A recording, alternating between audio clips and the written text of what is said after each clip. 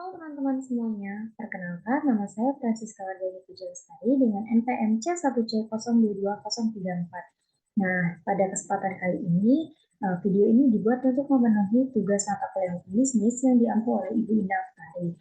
Di video kali ini, saya akan menjelaskan beberapa materi terkait dengan hukum bisnis.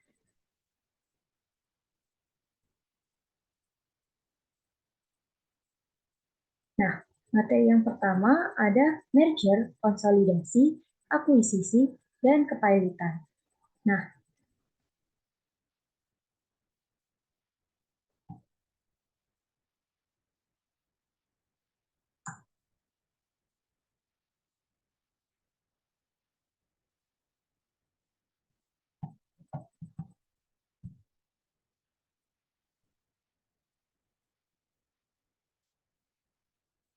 Oke, yang ada topik satu, yang pertama tadi ada merger, consolidation, akuisisi kan. Untuk topik pertama, tujuan merger, consolidation, akuisisi dan pemisahan, pengertian merger, consolidation, akuisisi dan pemisahan, kelebihan dan kekurangannya, sejarah kepilitan, beberapa pengertian, terus akibat dijatuhkannya pilot, golongan orang berpiutang, pengurusan harta pilot, keadaan hukum debitur setelah berakhirnya pemberesan, penundaan kewajiban pembayaran hutang, dan pengadilan niaga.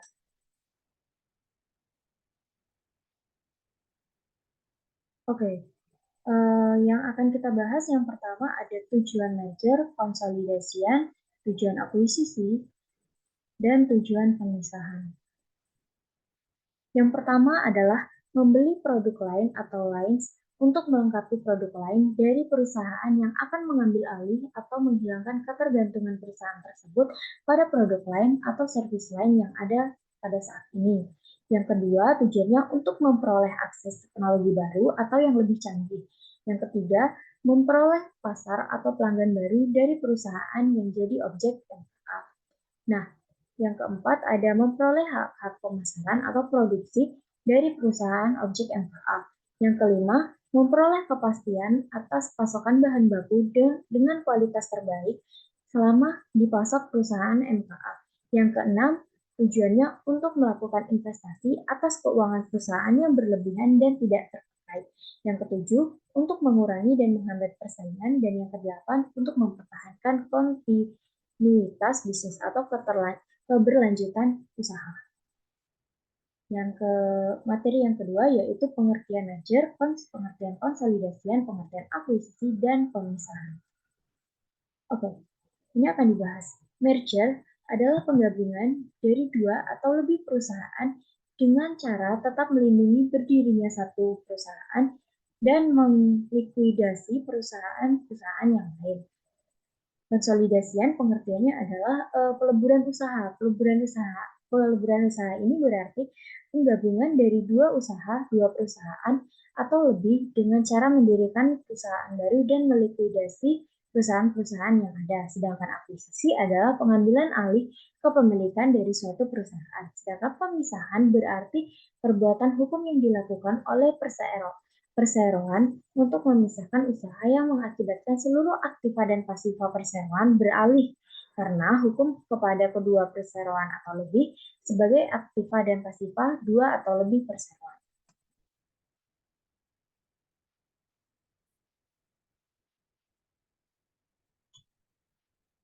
Materi yang ketiga yaitu kelebihan dan kekurangan dari merger, konsolidasian, akuisisi, dan pemisahan.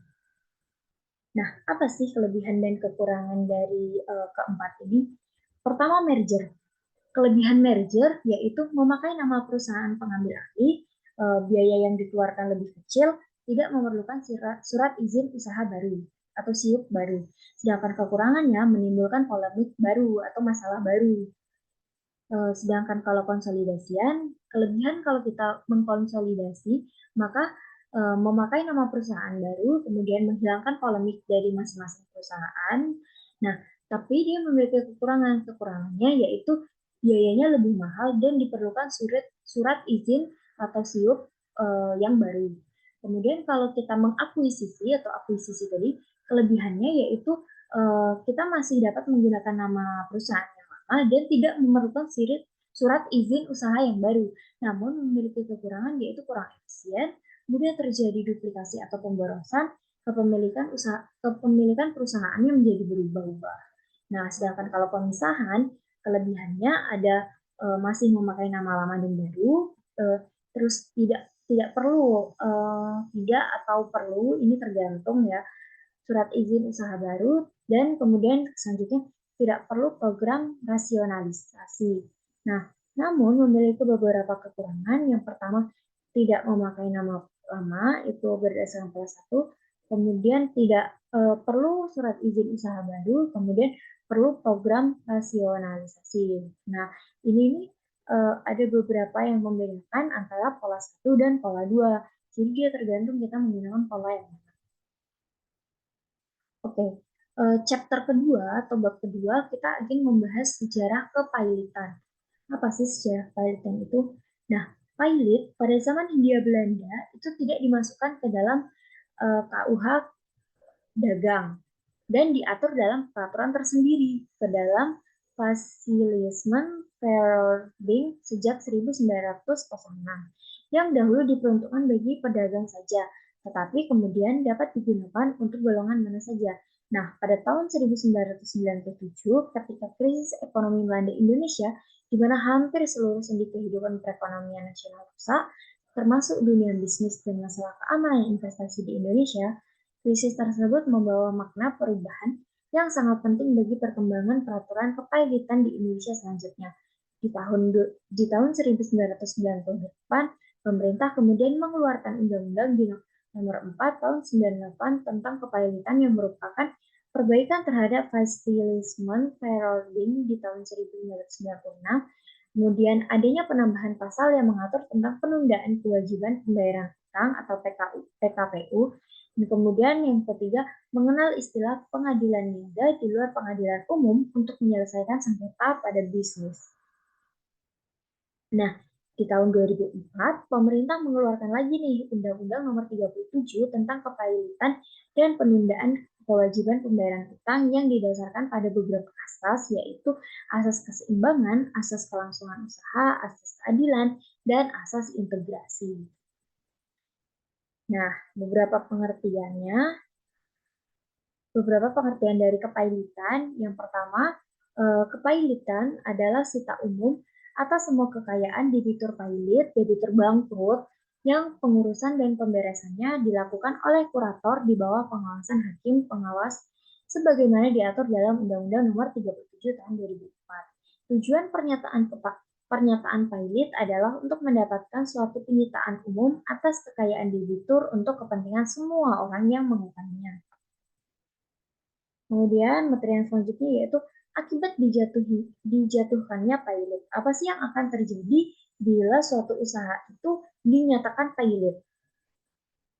Yang pertama, debitur kehilangan atas segala haknya untuk menguasai dan mengurus atas kekayaan harta bendanya. Tentu ya kalau kita udah bangkrut, kita nggak punya lagi hak untuk kekayaan kita. Kemudian hutang-hutang baru tidak lagi dijamin oleh kekayaannya.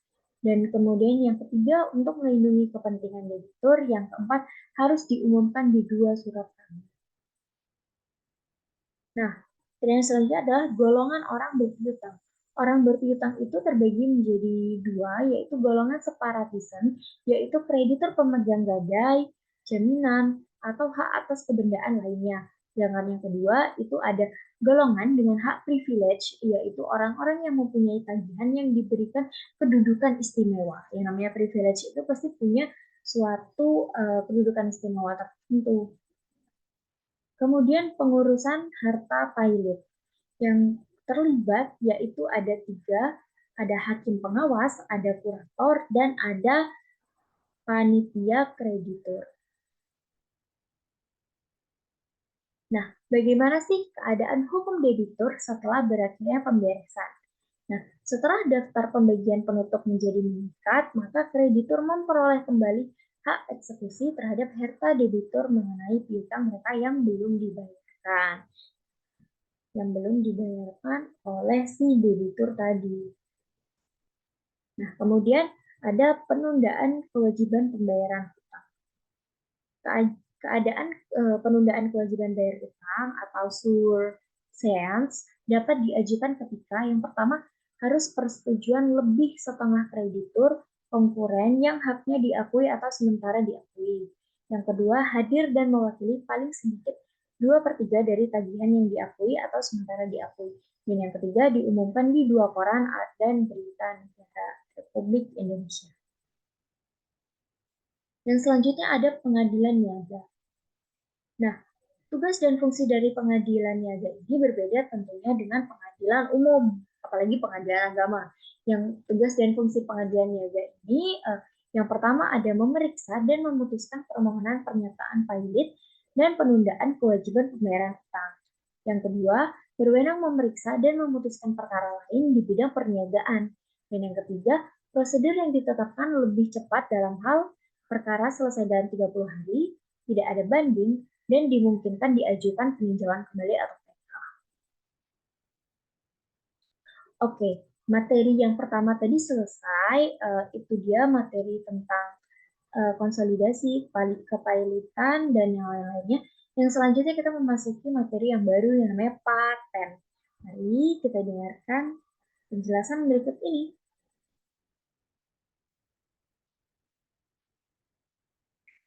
Oke, paten.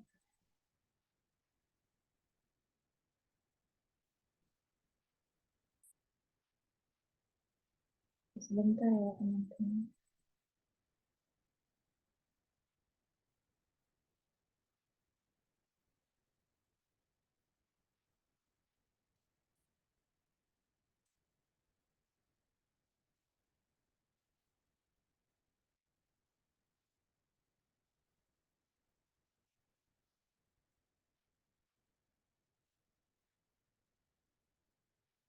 Nah, pokok pembahasan dari materi paten yaitu yang pertama ada ruang lingkup paten, yang kedua ada permohonan paten, yang ketiga ada pengalihan dan lisensi paten, yang keempat ada pembatalan paten, yang kelima paten sederhana, dan yang keenam ada PCT dan TRIPS.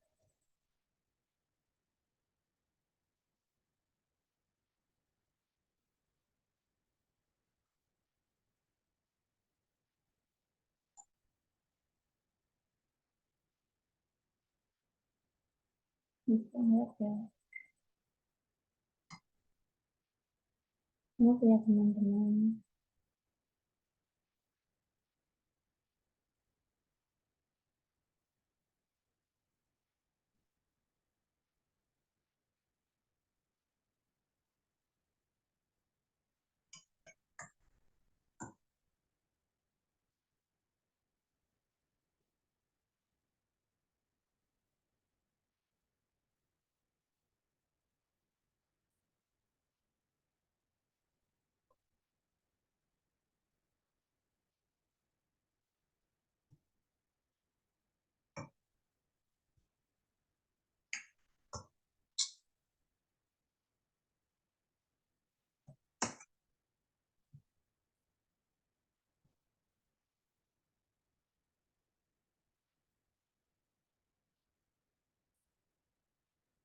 Oke, yang pertama ada ruang lingkup paten. Nah, pengertian paten, apa itu paten? Nah, pengertian paten menurut Undang-Undang Nomor 14 Tahun 2001 adalah hak eksklusif yang diberikan negara kepada penemu di bidang teknologi selama waktu tertentu. Nah, dan melaksanakan sendiri investasinya atau memberikan persetujuan kepada orang lain untuk melaksanakannya. Dalam hal ini, pemegang paten adalah penemu sebagai pemilik paten. Nah, pendaftaran paten adalah wajib bagi investor perlindungan hukum baru diberikan negara kepada investor apabila pendaftaran paten tersebut telah dilaksanakan. Yang pertama ada penemu paten atau investor. Menurut Undang-Undang Paten Nomor 14 Tahun 2001 adalah eh, penemu paten atau investor itu bisa penemu perorangan atau badan hukum. Di sini khusus untuk badan hukum tidak dianggap sebagai penemu paten, tetapi hanya pemegang hak patennya saja. Pemegang paten itu tuh bisa berupa penemu sebagai pemilik paten atau penerima hak dari pemilik paten, dan bisa jadi penerima lebih lanjut dari penerima hak paten. Nah, Penemuan yang dapat diberikan paten itu tuh tidak semuanya karena menurut pasal 2 dan pasal 3 Undang-Undang Nomor 14 Tahun 2001, penemuan yang bisa diberikan paten harus memenuhi beberapa kriteria. Yang pertama yaitu penemuannya tuh baru, bukan merupakan ciplakan. Yang kedua ada mengandung langkah intensif, dan yang ketiga dapat diterapkan dalam bidang industri.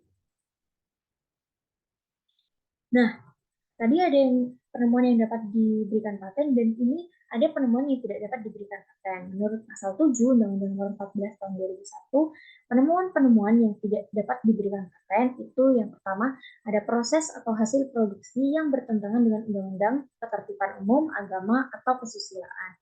Yang kedua, metode pemeriksaan, perawatan, pengobatan, dan pembedahan. Yang ketiga, ada teori metode ilmu bidang ilmu teknologi, pengetahuan, atau semua makhluk hidup kecuali jasa klinik. Dan yang keempat, proses biologis yang esensial kecuali proses non-biologis atau proses mikrobiologis. Nah, penemuan yang tidak dianggap telah ditemukan. Menurut pasal 4 Undang-Undang Nomor 14 Tahun 2001, penemuan yang tidak dianggap telah diumumkan jika 6 bulan sebelumnya permintaan paten diajukan. Yang pertama, penemuan tersebut dipertunjukkan dalam suatu pameran internasional di Indonesia atau di luar negeri yang resmi. Yang kedua, diakui secara resmi. Yang ketiga, dalam suatu pameran nasional di Indonesia yang resmi atau diakui secara resmi. Yang keempat, penemuan dalam rangka percobaan dengan tujuan penelitian dan pengembangan. Nah, jangka waktu paten. Tadi kan berdasarkan definisi, paten itu diberikan berdasarkan apa? Memiliki jangka waktu berlaku kan. Nah, menurut ketentuan Undang-Undang Nomor 14 Tahun 2001, jangka waktu berlakunya suatu paten yaitu yang pertama, paten diberikan untuk jangka waktu 20 tahun sejak tanggal penerimaan dan tidak dapat diperpanjang lagi. Karena paten itu biasanya kan diberikan untuk hal yang bersifat inovasi, sedangkan inovasi itu akan terjadi terus-menerus. Makanya dia cuma diberikan jangka waktunya 20 dan tidak dapat diperpanjang lagi.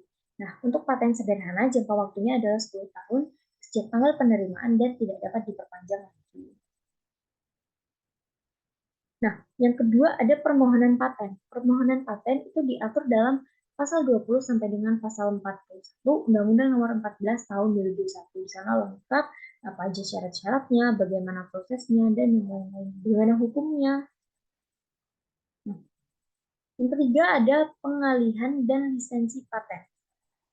Di Indonesia, pemegang paten wajib melaksanakan, namun tetap diberikan pengecualian jika pelaksanaan paten tersebut layak secara ekonomi, hanya layak bila dibuat dengan skala regional yang disetujui Direktorat Jenderal Paten, Departemen Hukum dan HAM. Pasal 66 sampai dengan pasal 87 Undang-Undang Nomor 14 Tahun 2001 mengatur tentang pengalihan dan lisensi paten.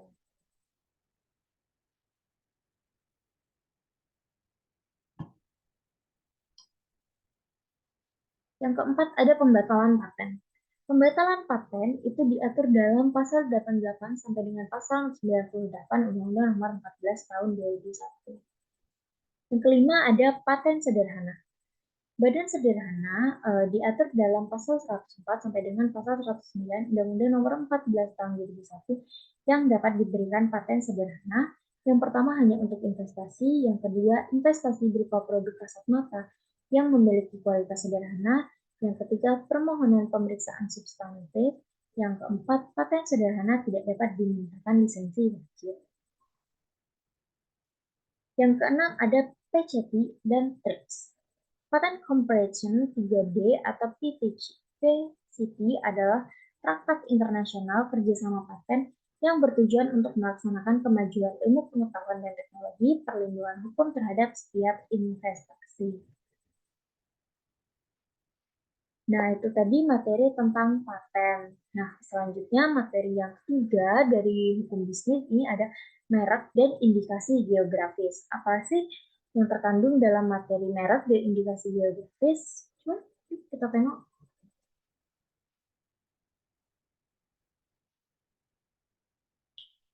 Yang pertama ada ruang lingkup dari merek. Merek atau mark dalam bahasa Belanda atau brand dalam bahasa Inggris, kita sering ngomongnya brand, merek, label. Nah, itu diatur dalam Undang-Undang Nomor 15 Tahun 2001 yang merupakan perbaikan dan penyempurnaan dari Undang-Undang Nomor 14 Tahun 1997 dan Undang-Undang Nomor 19 Tahun 1992. Penyempurnaan dari undang-undang sebelumnya yang menonjol antara lain menyangkut proses penyelesaian permohonan berkenaan dengan hak prioritas perlindungan terhadap merek dagang dan merek jasa dan perlindungan terhadap indikasi geografis selain perlindungan terhadap indikasi asal.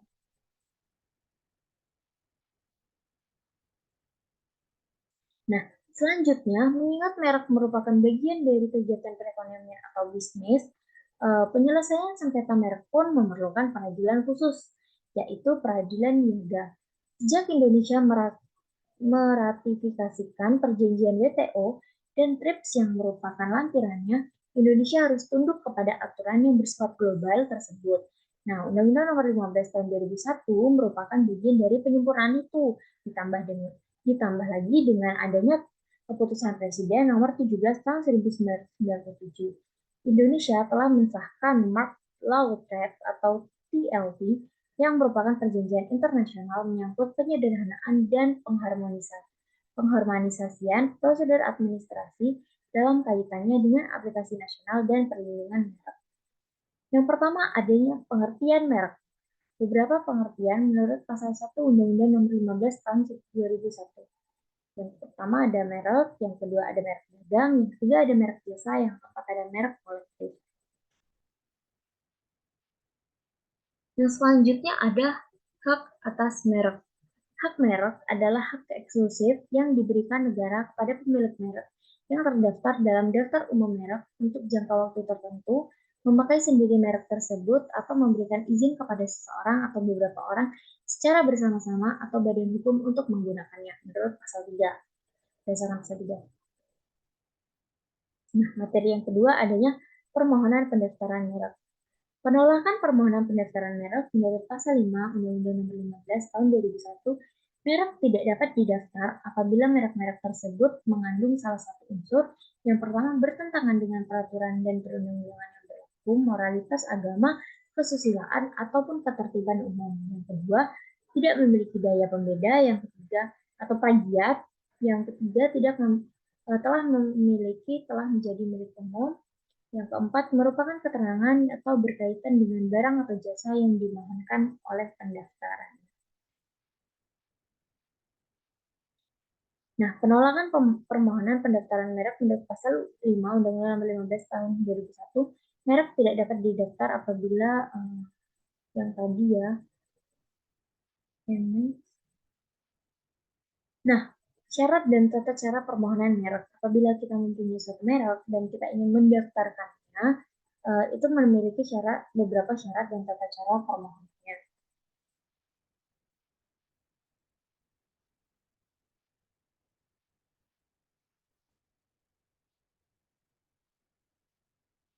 Yang pertama itu permohonan diajukan dalam bahasa Indonesia untuk merek bahasa asing atau di dalamnya terdapat huruf selain huruf Latin, wajib disertai terjemahannya dalam bahasa Indonesia. Yang kedua, permohonan ditandatangani pemohon atau kuasanya dengan dilampiri bukti pembayaran biaya. Yang ketiga, permohonan untuk dua kelas barang atau lebih dan atau jasa dapat diajukan dalam satu permohonan yang diatur dengan peraturan pemerintah. Yang ketiga, permohonan pendaftaran merek dengan hak prioritas permohonan harus diajukan dalam waktu 6 bulan terhitung sejak tanggal penerimaan permohonan pendaftaran merek yang pertama kali diterima di negara lain yang merupakan anggota WTO.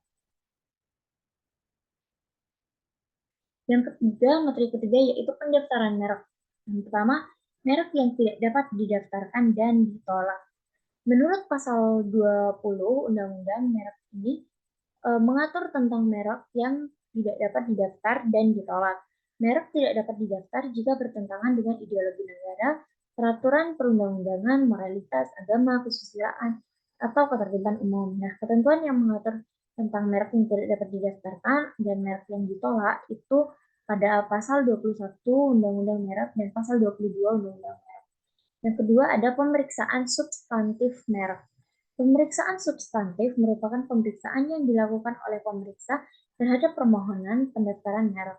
Segala keberatan dan atau sanggahan sebagaimana dimaksud dalam pasal 16 dan pasal 17 menjadi pertimbangan dalam pemeriksaan substantif.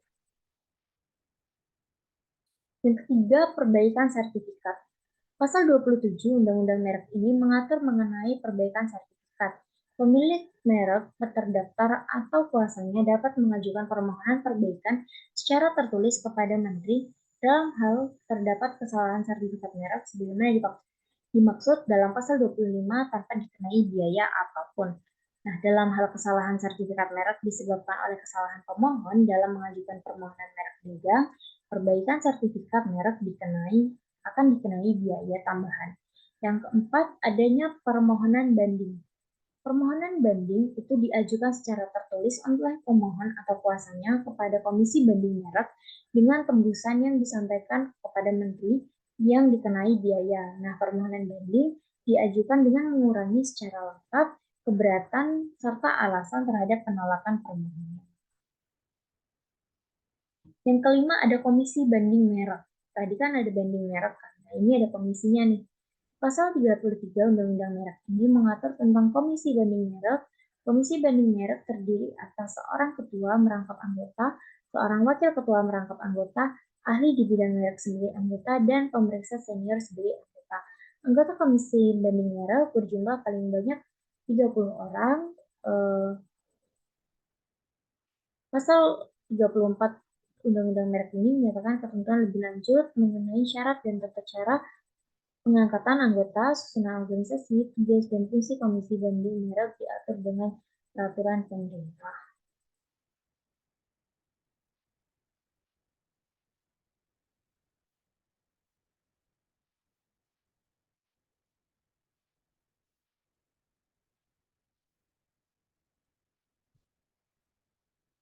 Nah, yang keenam adanya jangka waktu perlindungan dan perpanjangan. Pasal 35 Undang-Undang Merek ini juga mengatur tentang jangka waktu perlindungan dan perpanjangan merek. Merek terdaftar mendapat perlindungan hukum untuk jangka waktu 10 tahun sejak tanggal penerimaan. Nah, jangka waktu penerimaan dapat diperpanjang untuk jangka waktu yang sama. Yang kemudian materi keempat yaitu pengalihan hak dan lisensi. Yang pertama adanya pengalihan hak. Pasal 41 Undang-Undang Merek mengatur tentang pengalihan hak merek. Hak atas merek terdaftar dapat beralih atau dialihkan karena pewarisan, wasiat atau wakaf, wasiat, wakaf, hibah, perjanjian, atau sebab lain yang dibenarkan oleh peraturan perundang-undangan. Selanjutnya, ketentuan yang mengatur lisensi selanjutnya adalah pasal 43 Undang-Undang Merek dan pasal 45 Merek. Yang kedua ada lisensi. Pasal 42 Undang-Undang Merek ini mengatur tentang lisensi. Pemilik merek terdaftar dapat memberikan lisensi kepada pihak lain untuk menggunakan merek tersebut, baik sebagian maupun seluruh jenis barang dan atau jasa. Yang kelima ada merek kolektif. Pasal 66 Undang-Undang Merek ini mengatur bahwa permohonan pendaftaran merek sebagai merek kolektif hanya dapat diterima jika dalam permohonan dengan jelas dinyatakan bahwa merek tersebut akan digunakan sebagai merek kolektif. Yang ke-6, permohonan pendaftaran merek internasional.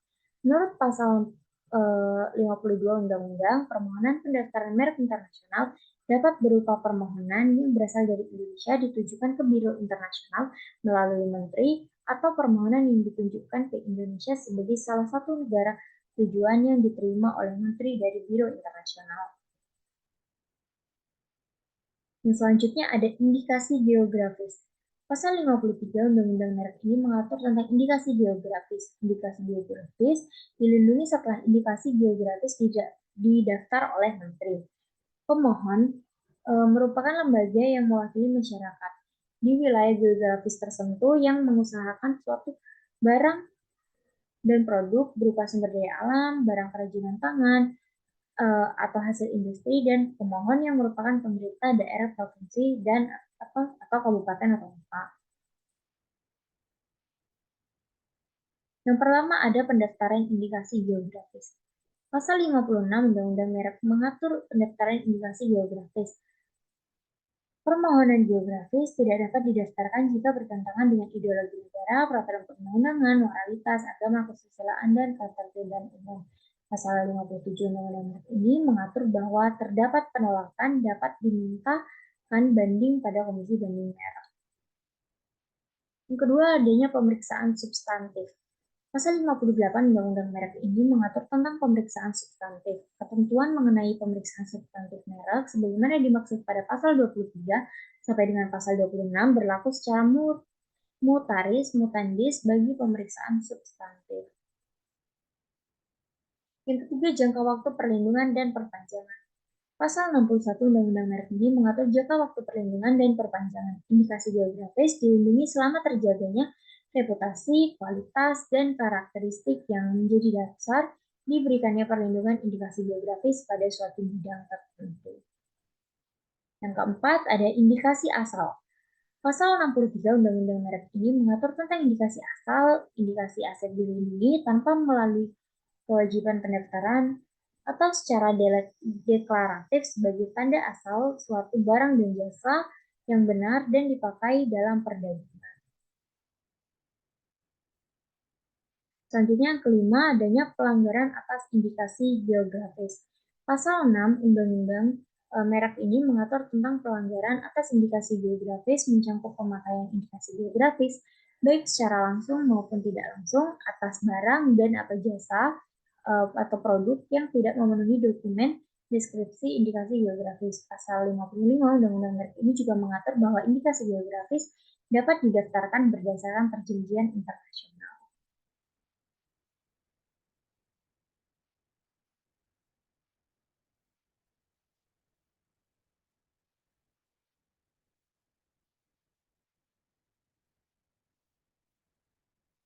Nah, yang keenam adanya gugatan. Pasal 67 Undang-Undang Merek ini mengatur tentang gugatan. Nah, terhadap pelanggaran sebagaimana dimaksudkan dalam pasal 66 dapat diajukan gugatan. Pembatalan dan pencoretan pendaftaran merek diberitahukan secara tertulis kepada pemilik merek atas kuasanya dengan menyebutkan alasannya. Pembatalan dan pencoretan merek dicatat dan dituliskan dalam berita resmi merek. Yang ketujuh, adanya pembinaan dan pengawasan indikasi geografis. Pasal 70 Undang-Undang Merek ini mengatur tentang pembinaan dan pengawasan indikasi geografis. Pembinaan indikasi geografis dilakukan oleh pemerintah pusat dan atau pemerintah daerah sesuai dengan kewenangannya. Pasal 71 Undang-Undang Merek ini mengatur tentang pengawasan. Pengawasan dapat pula dilakukan oleh masyarakat. Pengawasan dilakukan untuk menjamin tetap adanya reputasi, kualitas, dan karakteristik yang menjadi dasar diterbitkannya indikasi geografis dan mencegah penggunaan indikasi geografis secara tidak sah. Selanjutnya,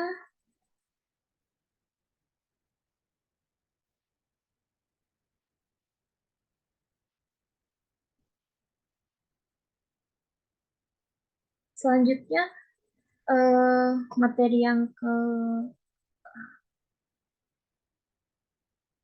kedelapan ada penghapusan dan pembatalan pendaftaran merek.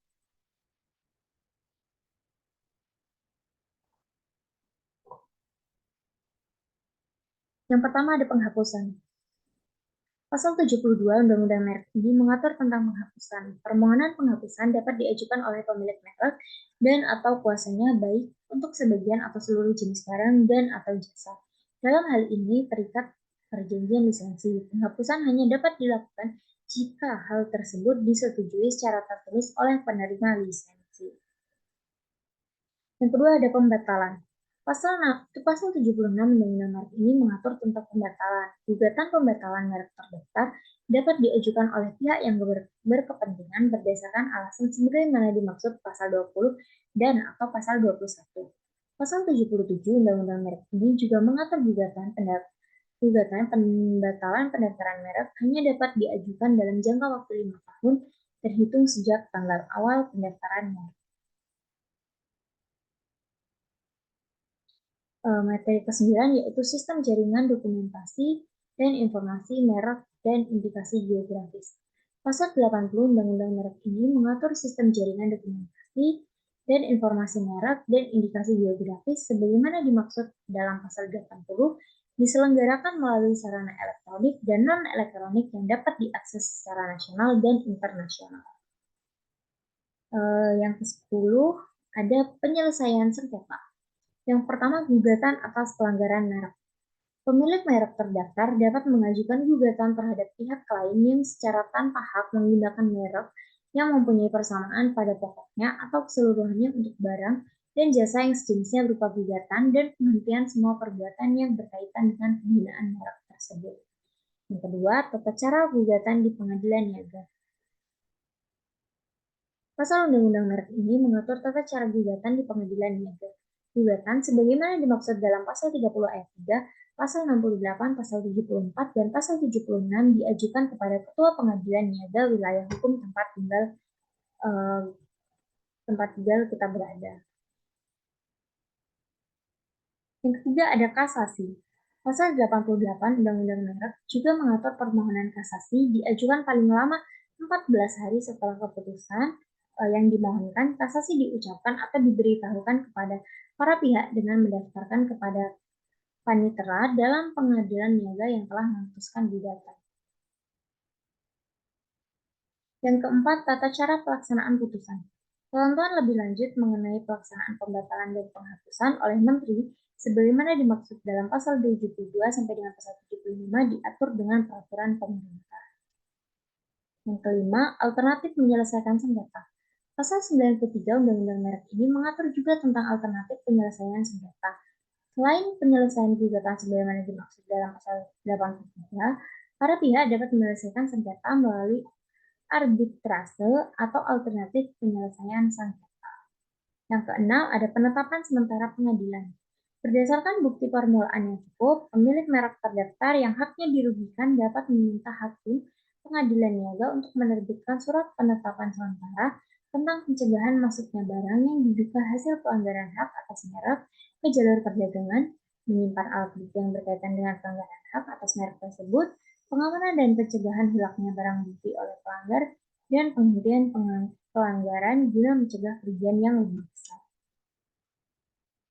Yang ketujuh ada penyidikan.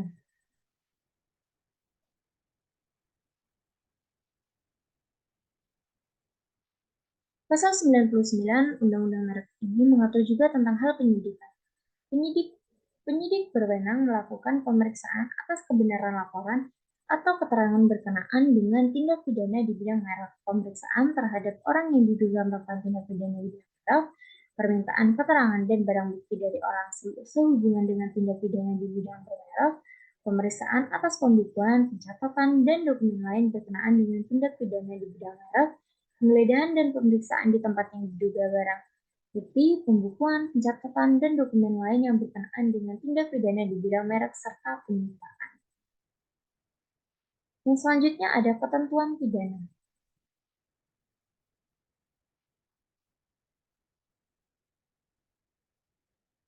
Pihak lain yang secara tanpa hak menggunakan merek yang mempunyai persamaan pada pokoknya atau keseluruhannya untuk barang dan jasa yang sejenis tersebut juga dapat dimintai pertanggungjawabannya secara pidana sebagaimana diatur dalam pasal 100 ayat 1 dan ayat 2 Undang-Undang Nomor 20 Tahun 2006 sebagai berikut.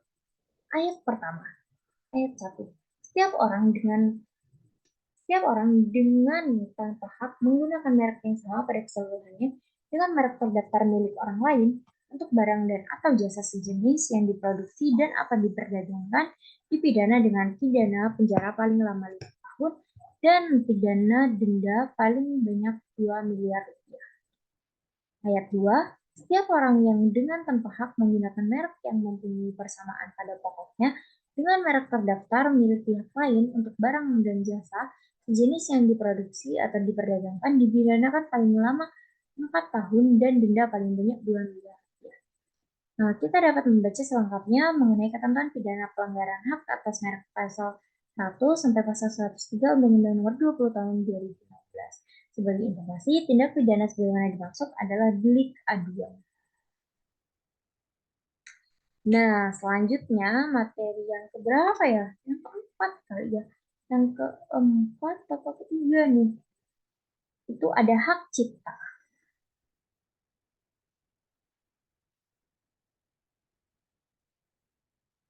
Nah, topik pembahasan yang akan kita pelajari yang pertama ada ruang lingkup hak cipta, fungsi dan fungsi dan hak cipta, hak ekonomi dan hak moral, hak terkait, ciptaan derivatif, pendaftaran hak cipta, lisensi dan lisensi wajib, pelanggaran hak cipta, dan ketentuan pidana jika melanggar.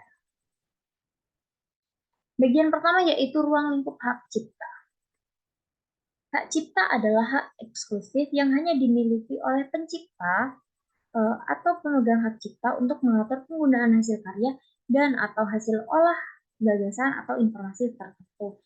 Yang kedua, pemegang hak cipta adalah pihak yang menerima hak secara sah dari pencipta atau pihak lain yang menerima lebih lanjut hak dari pihak yang menerima hak tersebut secara sah. Yang ketiga, karya kolektif. Karya kolektif didefinisikan sebagai sebuah karya seperti terbitan majalah, antologi, atau ensiklopedia yang di dalamnya terdapat sejumlah kontribusi dan merupakan karya tersendiri dan independen. Yang kelima ada penggandaan. Penggandaan adalah proses atau perbuatan atau cara menggandakan satu salinan ciptaan dan atau fonogram atau lebih dengan cara dalam bentuk apapun secara permanen atau sementara. Dan fiksasi memiliki pengertian seperti perekaman suara yang dapat didengar, perekaman gambar, atau keduanya yang dapat dilihat, didengar, digandakan, atau dikomunikasikan melalui perangkat apapun. Yang ketujuh ada fonogram. Fonogram adalah fiksasi suara pertunjukan atau suara lainnya yang tidak termasuk bentuk fiksasi yang tergabung dalam sinematografi atau ciptaan audiovisual lainnya. Yang kedelapan ada royalti. Royalti adalah imbalan atas pemanfaatan hak ekonomi suatu ciptaan atau produk hak terkait yang diterima oleh pencipta atau pemilik hak terkait. Yang kesembilan, lembaga manajemen kolektif. Lembaga manajemen kolektif adalah institusi yang berbentuk badan hukum nirlaba yang diberi kuasa oleh pencipta, pemegang hak cipta, dan atau pemilik hak terkait. Yang ke-10 ada pembajakan. Pembajakan adalah penggandaan ciptaan atau produk hak terkait yang secara tidak sah dan pendistribusian barang hasil penggandaan dimaksud secara luas untuk memperoleh keuntungan ekonomi. Yang ke-11, penggunaan secara komersial. Penggunaan secara komersial adalah pemanfaatan ciptaan dan atau produk hak terkait dengan tujuan untuk memperoleh keuntungan ekonomi dari berbagai sumber atau berbayar.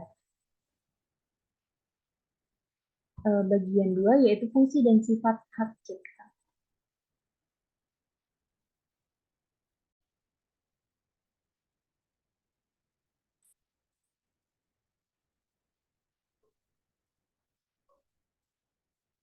Nah, yang pertama, ciptaan dalam hubungan dinas. Hasil ciptaan dalam hubungan dinas dengan pihak lain di tempat kerja dimiliki oleh penciptanya, kecuali ada perjanjian lain. Yang kedua, hak pencipta tetap berlaku jika penggunaan ciptaan melebihi hubungan dinas. Yang kedua, badan hukum sebagai pemilik hak cipta. Badan hukum dapat dianggap sebagai pemilik hak cipta jika mereka mengumumkan ciptaannya tanpa menyebut penciptanya. Hak-hak ini berlaku selama 50 tahun sejak pertama kali diumumkan. Yang ketiga, hak cipta atas potret. Potret tanpa izin tidak boleh diumumkan jika bertentangan dengan kepentingan yang wajar dari orang yang dipotret. Potret yang memuat dua orang atau lebih memerlukan izin dari semua yang terlibat.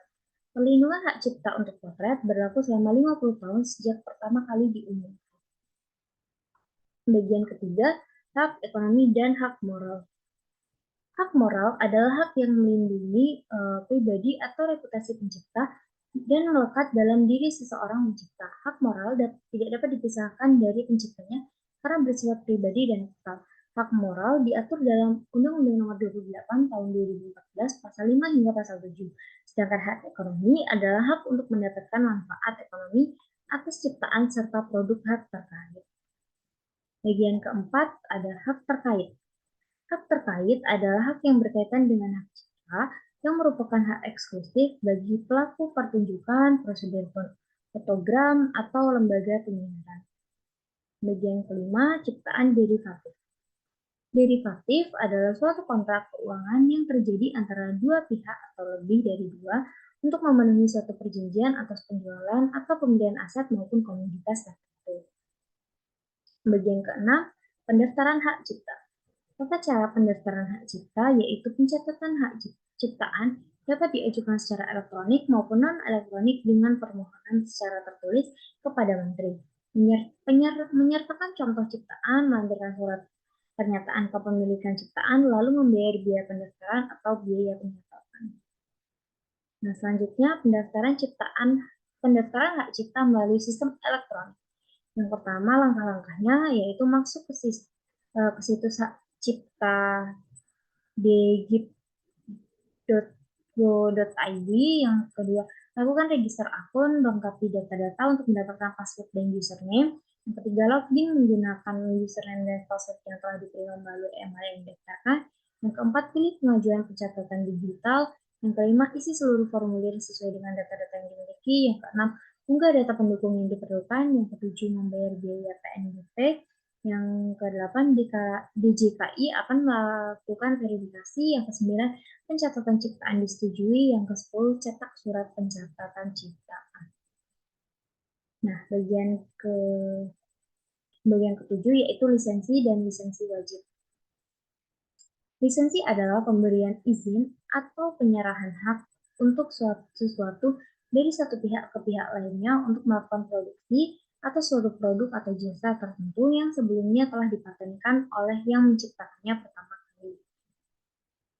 Nah, pada lisensi wajib merupakan lisensi untuk melaksanakan paten yang dilaksanakan atas dasar keputusan Menteri. Permohonan dan pemberian lisensi wajib diatur pada Peraturan Menteri Hukum dan HAM Nomor 30 Tahun 2019 tentang tata cara pemberian lisensi wajib paten atau Permen-Kumham nomor 30 Tahun 2019 dan perubahannya pada Peraturan Menteri Hukum dan HAM pada nomor 14 tahun 2021 atau Permen-Kumham 14 tahun 2021. Bagian ke-8 yaitu pelanggaran hak cipta. Yang pertama adalah masalah pembuktian dalam pelanggaran hak cipta. Plagiarisme sulit dibuktikan secara langsung. Yang kedua, pelanggaran hak cipta sering terjadi dalam dua tahap. Yang pertama peniruan dan yang kedua ketidakizinan. Yang kedua, ada doktrin pemakaian yang tidak layak atau fair use.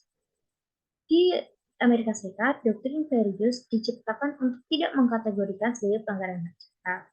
Namun di beberapa negara pasti doktrin fair use itu digunakan untuk mengkategorikan sebagai pelanggaran hak cipta, jadi tergantung negaranya. Yang kedua, beberapa variabel digunakan untuk menentukan fair use, terutama tujuan pemakaian, sifat karya hak cipta, posisi yang ditiru, pengaruh ekonomis, dan alasan tertentu. Ketiga, sifat pekerjaan dalam doktrin of fair use. Faktor ekonomi dan potensi pengaruh ekonomi menjadi penentu dalam doktrin fair use. Hubungan sifat pekerjaan dengan faktor ekonomi mempengaruhi penentuan fair use. Dan selanjutnya yaitu bagian ke-9, ketentuan pidana jika kita melanggar hak cipta. Ini hati-hati yang sering meng-copyright. Ketentuan pidana merujuk pada aturan hukum yang mengatur sanksi atau hukuman yang akan dikenakan kepada seseorang yang terbukti melakukan tindak pidana. Nah, jenis hukumannya itu bisa dipenjara, bisa didenda, bisa dihukuman mati, dan bisa juga di pembebasan bersyarat.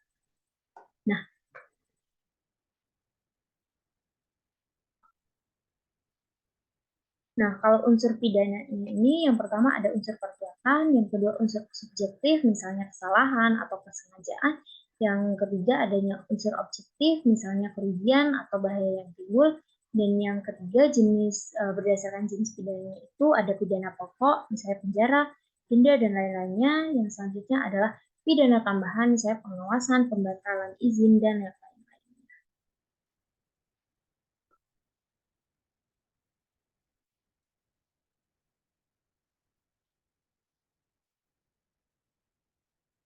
Nah, itu dia tadi teman-teman beberapa materi terkait dengan mata kuliah hukum bisnis yang ditugaskan untuk dipresentasikan. Nah, cukup sekian presentasi dari saya. Silakan diambil jika ada manfaatnya. Saya akhiri, sampai jumpa lagi dan bye-bye. See you again.